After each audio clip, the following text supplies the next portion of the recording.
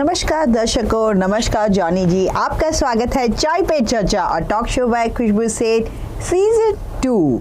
हमारे साथ है जॉनी राजपाल जी और आपका स्वागत करते हैं हम।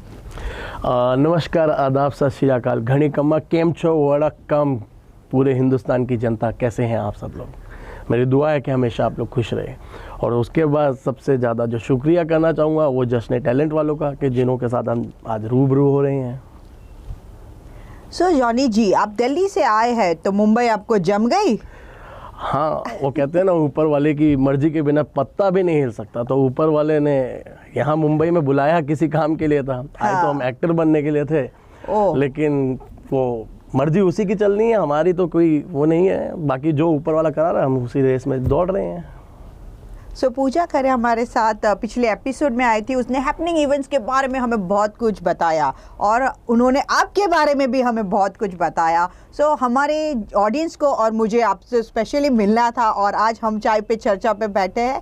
सो मुझे जानना है, आप जो हैपनिंग इवेंट्स करते हो, हैपनिंग इवेंट्स आप जो करते हो, सो उसमें आपको इवेंट्स वगैरह करते हो तो कोई ऐसी इवेंट्स है जो आपके लिए बहुत ही मेमोरेबल रही हो? सारी इवेंट्स मेमोरेबल होती है, लेकिन कुछ बहुत ही स्पेशल होती है।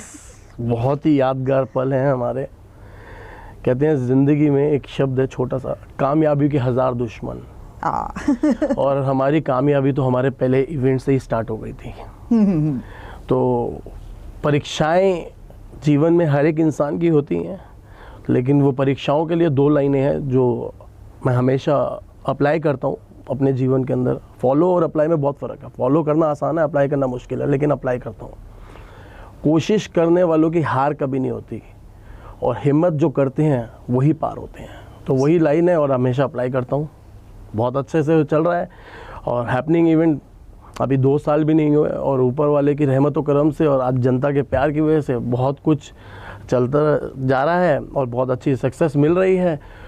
और छोटे से लेवल से स्टार्ट किया था, बताया होगा आपको मैम ने, हमारी पूजा मैम ने। और देखते ही देखते अभी हमने लास्ट जो इवेंट किया हमने वो गरबा किया। और गरबा जो हमने किया वो मतलब फर्स्ट टाइम था लोखंड वाला सेलिब्रेशन स्पोर्ट्स क्लब के अंदर। लोखंड वाला की बिगेस्ट रास गरबा थी।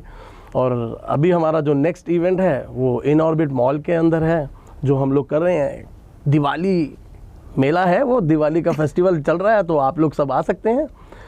और जो हमारा बड़ा इवेंट है जिसकी हमारी तैयारी चल रही है वो है 2023 की 31st न्यू ईयर। आप लोग जुड़ सकते हैं, आ सकते हैं, मोस्ट वेलकम है, सबका स्वागत है। Very nice. अभी आपने बताया जो गरबा की इवेंट थी और लोखंडवाला की बिगेस्ट। लोखंडवाला जैसे हमारे लास्ट एपिसोड में बताया, it is in Mumbai, Maharashtra. और वो इवेंट्स के बारे में हमें आप ज़्यादा जानकारी दीजिए, मतलब कैसे आपने अरेंज किया, कैसे मैनेज किया, कितने दिन में ये इवेंट्स मैनेज किए, क्योंकि दर्शकों को बिहाइंड द सीन जानना बहुत ही दिलचस्प लगता है। सबसे बड़ी खास बात मैं आपको बताता हूँ हैपनिंग इवेंट्स की। हाँ। जो सबसे बड़ी खास बात है, ऊपर वाला हमारे को कोई भी इवेंट जो करने का मौका देता है ना, वो 1 ही महीने का समय देता है। अभी हम लोगों ने एक इवेंट किया था जो कि हमारा त्योहार इवेंट था, जो कि सितंबर में था। और सितंबर में जो हमारा इवेंट हुआ वो गणपति जी का जो टाइम होता है उसी का त्योहार का था। त्योहार का समय चल रहे हैं, तो हमने जस्ट वो इवेंट किया था। तो जो हमारी पार्टनर हैं, हाँ। जो हमारे हैपनिंग इवेंट्स के ऑनर है पूजा खरे जी, उनसे जस्ट हमारा डिस्कशन हुआ कि यार कुछ करना है, अच्छा करना है। एग्जीबिशन चल रही है, हमारा हुआ है, ऊपर वाला दे रहा है, तो गरबा करते हैं। फर्स्ट टाइम है लोखंड वाला में, आज तक किसी ने किया भी नहीं है, हम करते हैं। और हमने किया और ये नहीं सोचा कि क्या होगा क्या नहीं होगा। बहुत परेशानियाँ आई, इतनी परेशानियाँ आई, इतनी मुश्किलें आई, लेकिन वही सेम चीज़ अप्लाई हुई कि कोशिश करी, हिम्मत करी और पार हो गए।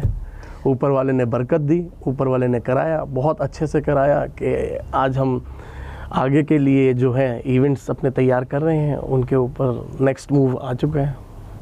ये बात तो सही है, कुछ भी अच्छा करने जाए तो दिक्कतें बहुत आती है, लेकिन अपना जो जोश रहता है कभी नहीं खोना चाहिए। जोश हमेशा हाई होना चाहिए और इवेंट्स को सक्सेसफुल कर दिया आपने।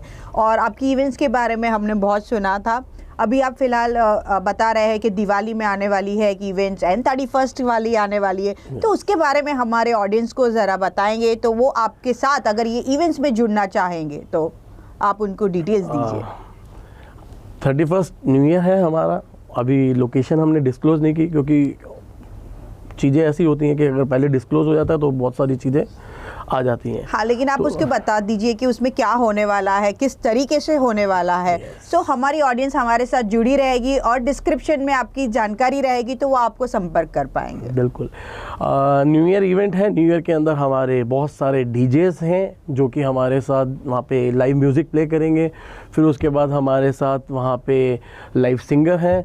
फिर उसके साथ हमारे पास वहाँ पे सूफ़ी सिंगर्स हैं। फिर वहाँ पे डांसिंग ट्रूप्स है। फिर उसके वहाँ पे बैले डांस रहेगा और खाना पीना धमाल।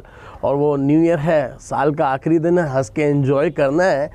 जीवन है, कब कहाँ किसको पता नहीं, जाना है। तो जो लास्ट अंतिम समय है वो एंजॉय करके जाइए, पता नहीं कल किसका कहाँ कैसे जाएगा। तो मतलब ये फुल ऑन पैकेज है दर्शकों।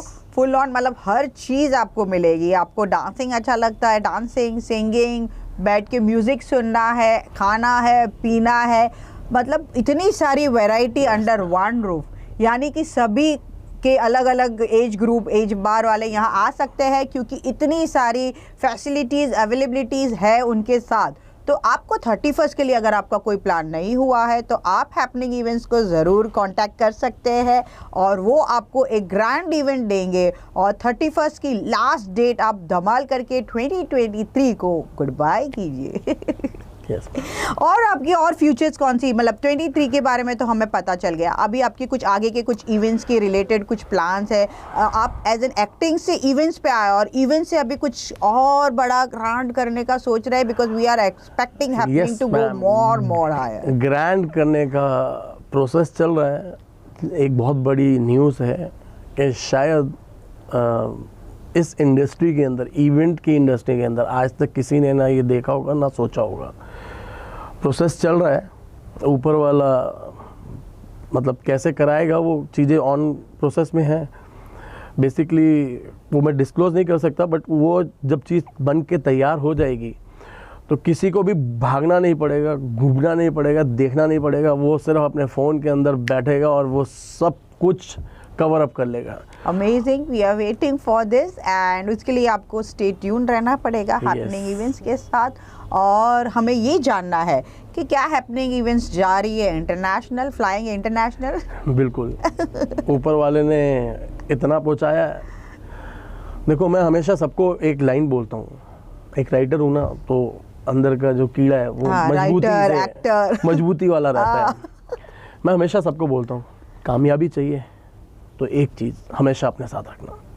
कामयाबी के लिए सबसे इम्पोर्टेंट चीज़ है जो हमेशा अपने साथ रखना, ईमानदारी। अपने लिए भी, अपने काम के प्रति भी। अगर ईमानदारी नहीं है ना तो कामयाबी नहीं है। I think it should be a tag line for happening event, ईमानदारी। यू नो, कोई भी client as an event person के साथ पास जाता है तो वो ट्रांसपेरेंसी रहती है, तो उनके साथ इवेंट करने में बहुत मज़ा आता है। और ईमानदारी रहती है तो वो इवेंट बहुत अच्छे से और स्मूथली जाता है। तो ये तो आपकी ये आपकी जो ईमानदारी, जो आपका ये टैगलाइन हो, ये हैपनिंग इवेंट्स का, that shows that how happening event is being happening every time. और हमें आपके साथ चाय पे चर्चा पे बात करके बहुत अच्छा लगा। हमारे दर्शकों को मैं यही कहना चाहूँगी, फॉर मोर डिटेल्स डिस्क्रिप्शन में सारी जानकारी दी गई है। कमेंट करके आप उनसे कुछ भी पूछ सकते हैं, वो आपको रिप्लाई करेंगे। Do like them, do follow them. हम मिलते हैं अगले शुक्रवार को। नमस्ते। और सबसे पहले शुक्रिया अंतिम समय के अंदर खुशबू सेठ जी का, जिनके साथ उन्होंने अपने मतलब हमारे जश्न टैलेंट पे रूबरू कराया। बहुत बहुत शुक्रिया मैम, आपका बहुत बहुत धन्यवाद।